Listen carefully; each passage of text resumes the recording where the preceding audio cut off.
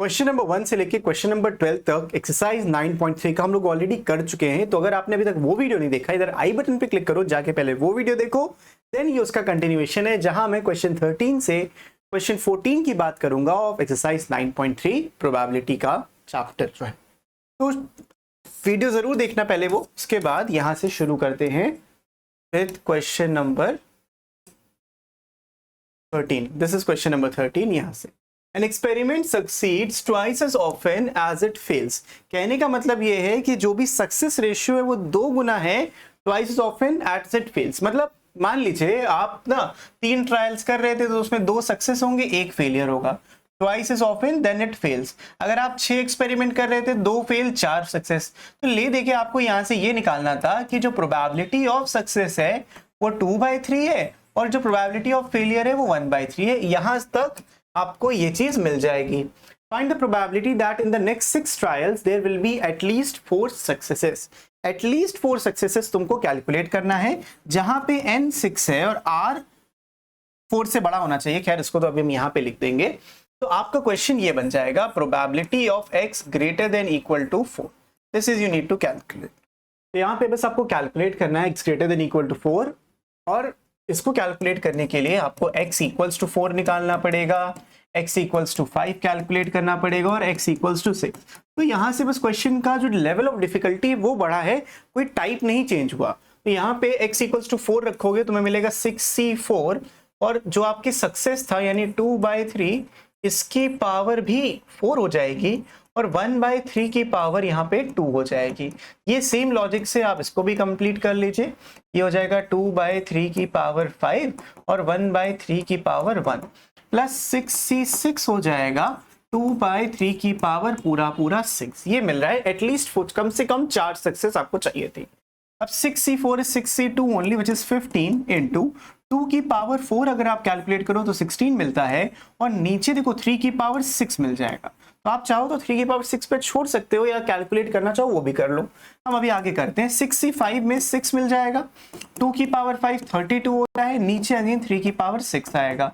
6c6 1, 2 की power 6 आपका हो जाता है 64 डिवाइडेड बाय 3 की पावर 6। तो आपका जो फाइनल आंसर आएगा इन सबको ऐड करके आएगा। से ऐड करना है, देखो 16 इंटू 12, 16 इंटू ये पूरा 16, इसमें आप कॉमन ले सकते हो, आपको मिल जाएगा 15 प्लस 12 प्लस 4। तो ये आपको ऐड करके मिलेगा इतना, और ये 3 की पावर 6 आ जाएगा। So when you add them all up, 16 into 31 divided by 3 की पावर 6। अब देखो 3 की पावर 6 कैलकुलेट कैसे करना है। 3 की पावर 4 81 होता है, और 3 की पावर 5 करोगे तो 243, और उसमें भी 3 गुना करोगे तो 729 हो जाएगा। तो यहाँ आ जाएगा 729। इसको आप कैलकुलेट कर लो। अब 31 इंटू 16, 31 इंटू 10 310। यहाँ पे आप देखो कैलकुलेशन जैसे करो वो आपके ऊपर है। इधर आ जाएगा 31 into 6 6 3 18 186 divided by 729।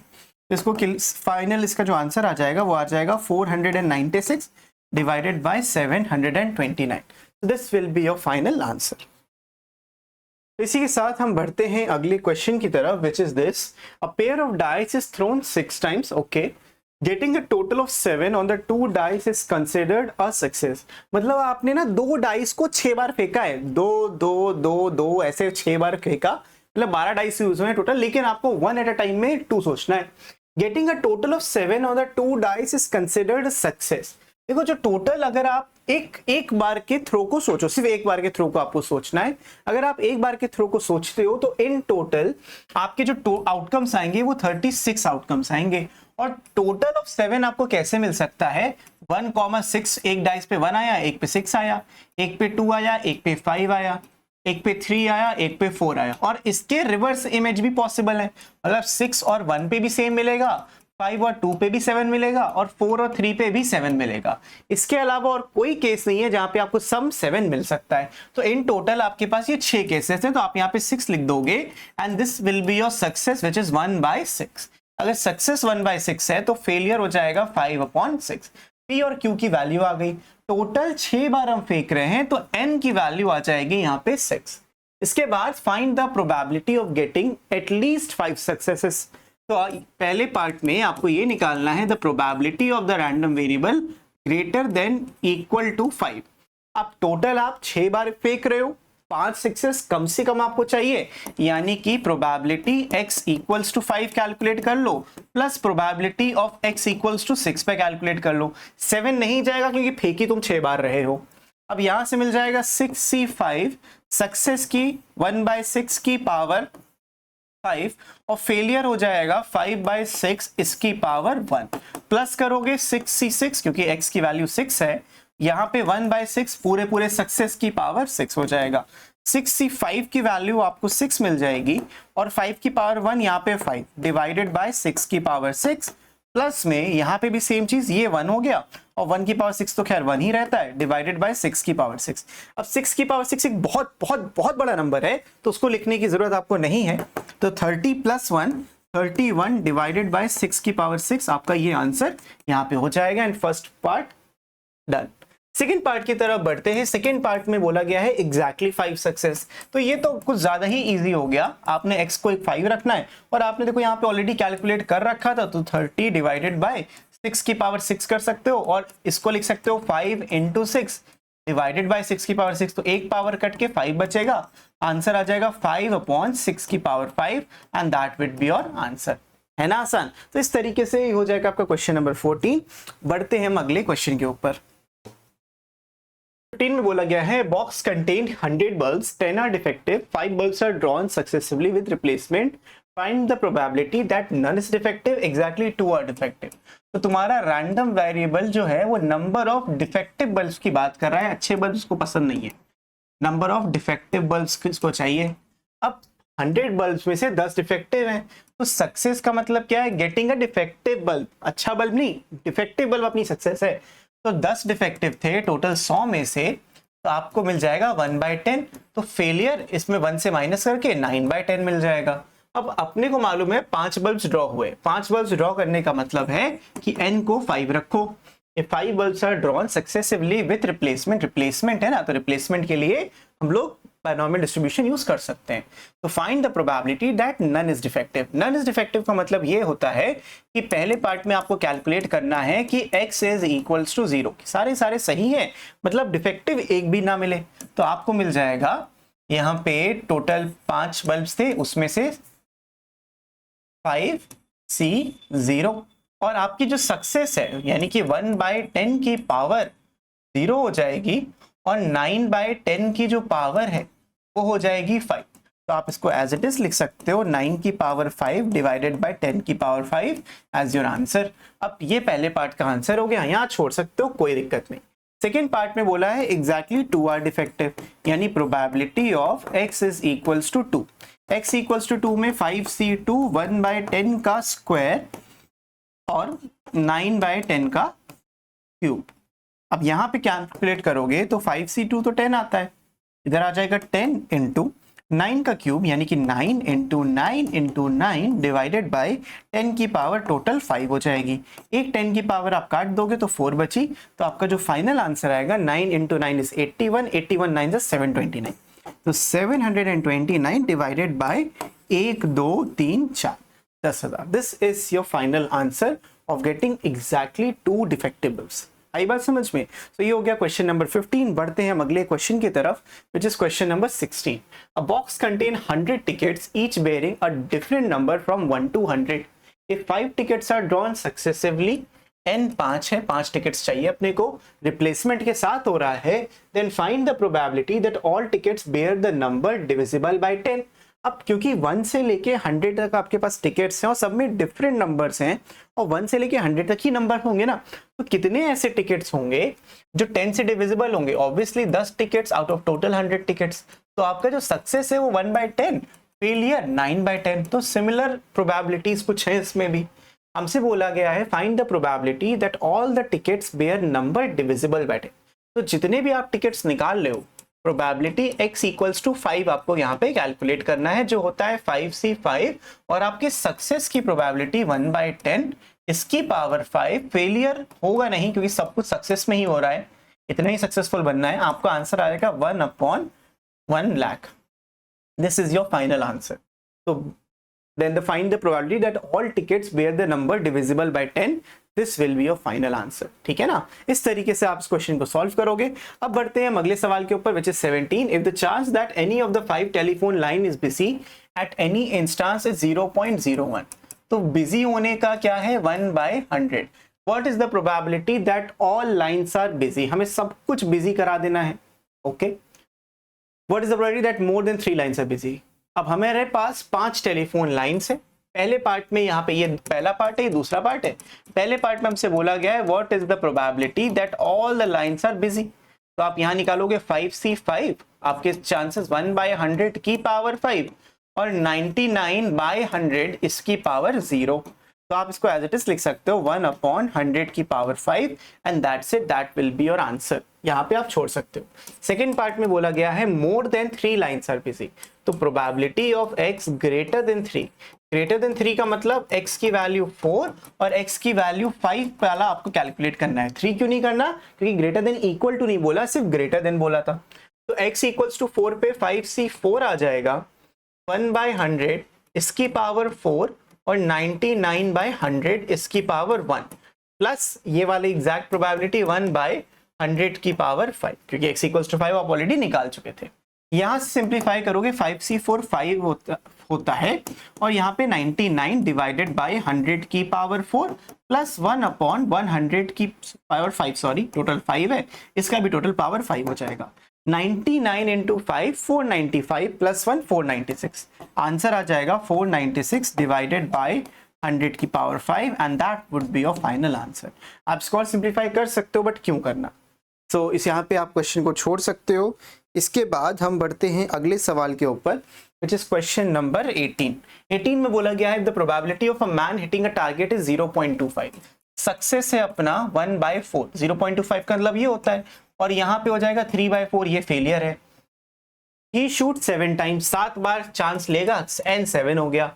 what is the probability of his hitting at least twice, at least कम से कम 2, x greater than equal to 2 निकालना है तुमको। अब इसको निकालने बैठोगे तो भाई x equals to 2, x equals to 3, ऐसे करते करते करते सब ऐड करके x इक्वल्स टू 7 तक जाएगा, जो फीसिबल नहीं है। सो क्या करना है, आपको लिखना है 1 minus this thing also equals to 1 minus probability of x equals to 0 plus probability of x equals to 1, ये ज्यादा फीसिबल बनता है। तो 1 माइनस यहाँ ब्रैकेट लगा के x इक्वल्स टू 0 कैलकुलेट करो, तो यहाँ में आ जाएगा 7C0, हिटिंग के चांसेस 1/4 की पावर 0, ना हिटिंग के चांसेस 3/4 की पावर 7, क्योंकि ओवरऑल तो भाई 7 बार शूट कर रहा है ना, प्लस साइन करोगे और x इक्वल्स टू 1 निकालना है, यानी कि 7C1 1/4 की पावर 1 और 3/4 की पावर यहाँ पे 6 हो जाएगी।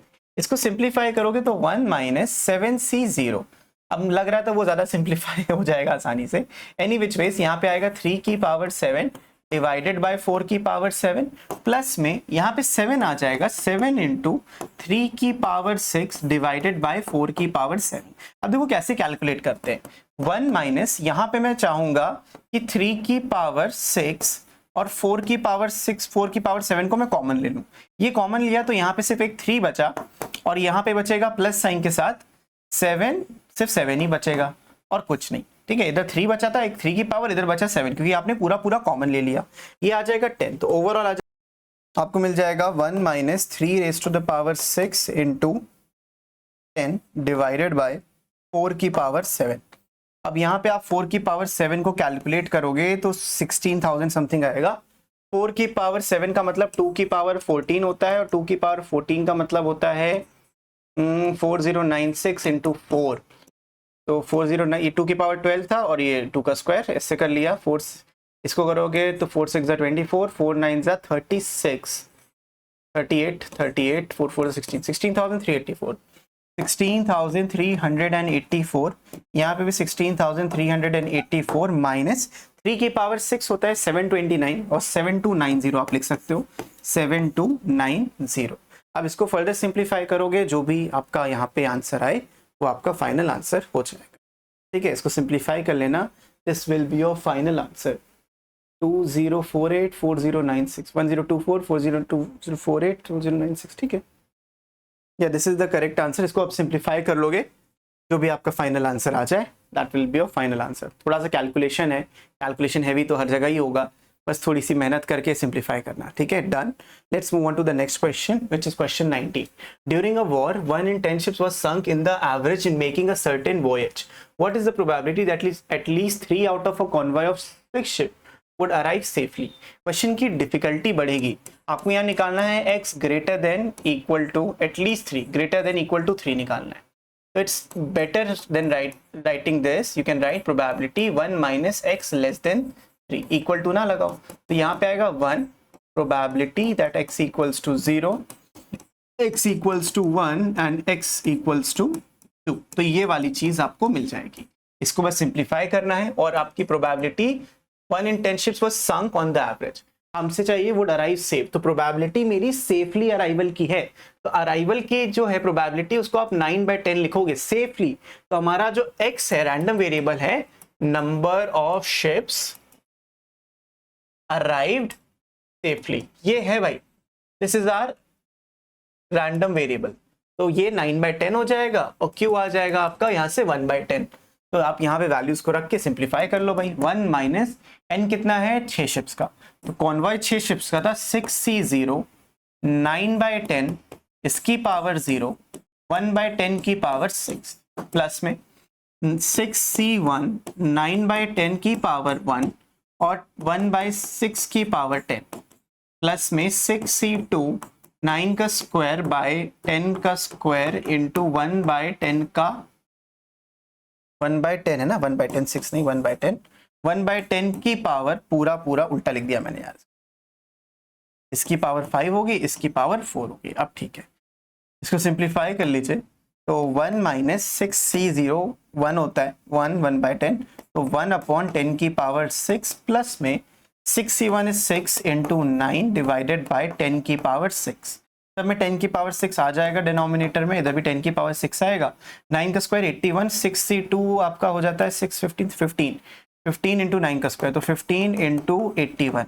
ये आपको फाइनल कैलकुलेट करना है। अब इसको कैलकुलेट कर लेना, आपका फाइनल आंसर आ जाएगा। कैलकुलेशन देखो आपको ही यहाँ पे मेहनत करनी है, इसका कोई शॉर्टकट नहीं है। हाँ बट थोड़ा सा स्टैंडर्ड अगर आप मेंटल मैथ्स में जाओगे तो सिंप्लीफाई तो हो जाएगा, but you can leave it right it like this, it's fine. ये आपका आंसर हो जाएगा। बढ़ते हैं क्वेश्चन नंबर 20 के ऊपर, which says a student answers 20 true false type questions by tossing a fair coin. If the coin falls head, he answers true, and if it falls, he answers false. Find the probability that he answers at least 12 questions correctly. अब वो depend करता है कि उसने true and false correctly उसने answer किया है, ये तो थोड़ा सा दिक्कत वाली बात है। देखो, student answer true false type question by tossing a fair coin. अब उसने मानो हेड आंसर किया, हेड में उसने 2 किया। अब ये सही होगा या गलत वो नहीं पता ना, ये करेक्ट होगा या रॉन्ग होगा, we don't know. Correct wrong एक अलग सिनेरियो बन जाएगा। अगर 2 आए, अगर यहाँ पे टेल्स आया तब उसने फॉल्स आंसर किया है, और फॉल्स का भी करेक्ट हो सकता है और फॉल्स रॉन्ग भी हो सकता है।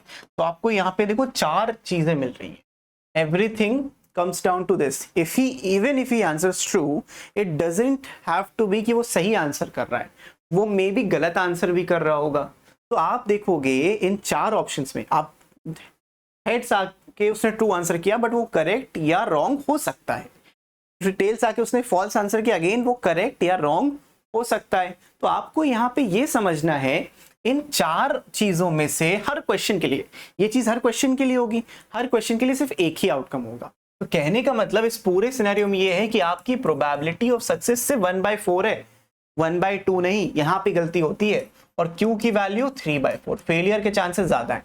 आपने सही आंसर किया 1/4, गलत आंसर किया यहाँ पे 3/4।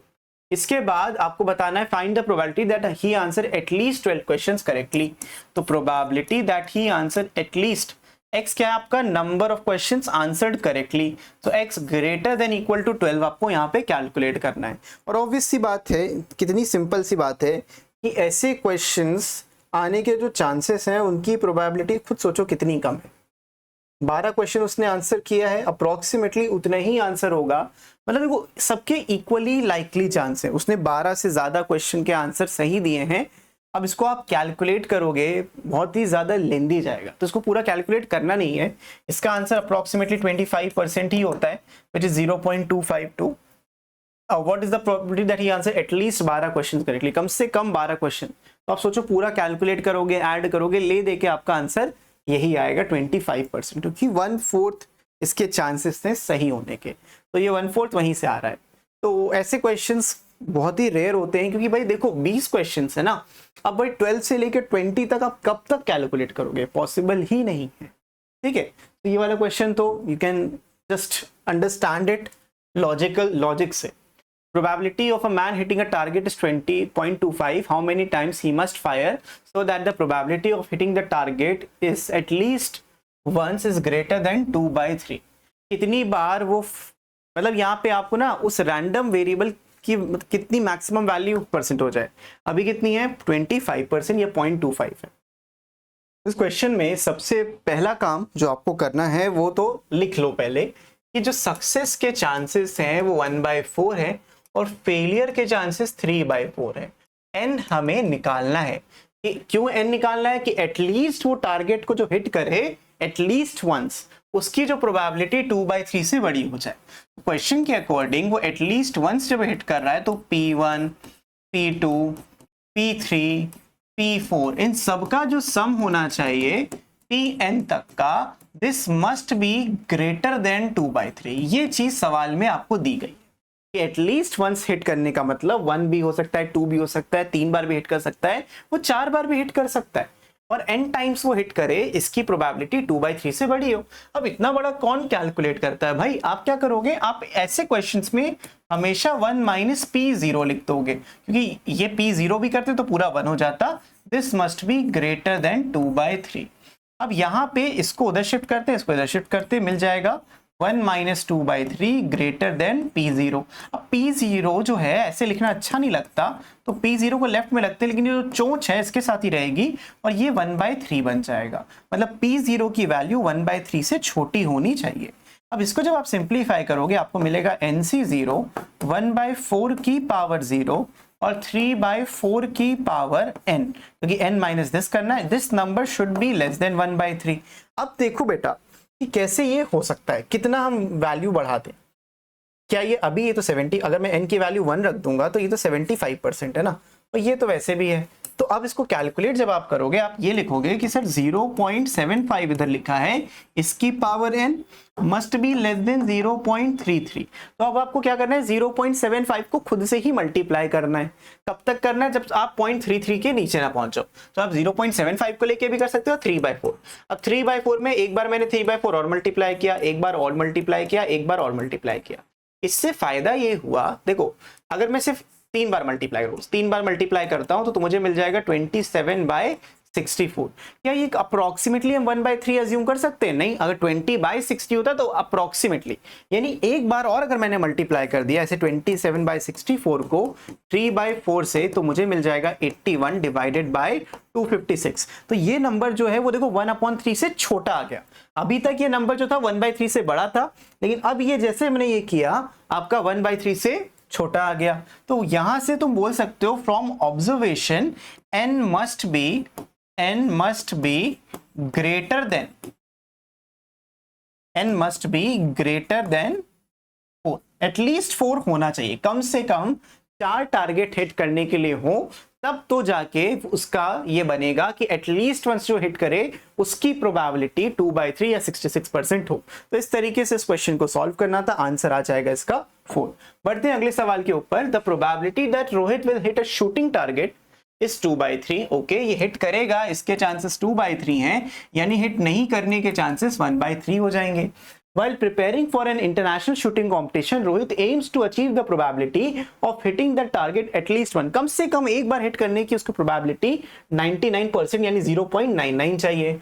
What is the minimum number of chances he must be shot to attain his probability? तो इस सवाल में भी exactly वही है कि P1, P2, P3, so on, इन सारे n टाइम्स तक जो टारगेट की हिटिंग होनी चाहिए वो ग्रेटर देन, एटलीस्ट लिखा है तो greater than equal to 0.99, at least बोला था तो 0.99, और पिछले में सिर्फ ग्रेटर देन बोला था तो एटलीस्ट के लिए इक्वल टू लगाया।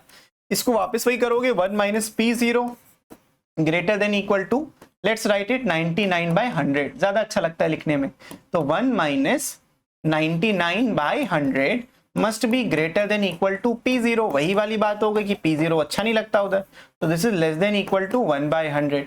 तो यहां से जब सिंप्लीफाई करोगे आपको मिल जाएगा NC0 एक ही नंबर है, और हिट करने के चांसेस तो 2/3 की पावर 0 हो जाएगी और ये 1/3 की पावर n हो जाएगी। This must be less than equal to 1/100। अब देखो इसको सिंप्लीफाई करोगे 1 हो गया, ये भी 1 हो गया, सिर्फ ये बचा, तो 1/3 की पावर जो n है that must be less than equal to 1/100। अब क्योंकि दोनों तरफ 1 है, आप काट दोगे नहीं यार, काट के क्या 1 ही तो लाओगे, काटना नहीं है, इसको फ्लिप करते हैं। जब आप फ्लिप करते हो तो ये हो जाएगा 3 की पावर n और इधर आ जाएगा 100। लेकिन कभी भी अगर आप इनइक्वालिटी फ्लिप करते हो, मतलब नंबर को दोनों तरफ फ्लिप करते हो, तो इनइक्वालिटी भी फ्लिप हो जाती है, मतलब साइन जो होगा वो ग्रेटर देन इक्वल टू हो जाएगा। ऐसा क्यों होता है, एग्जांपल से समझ लो।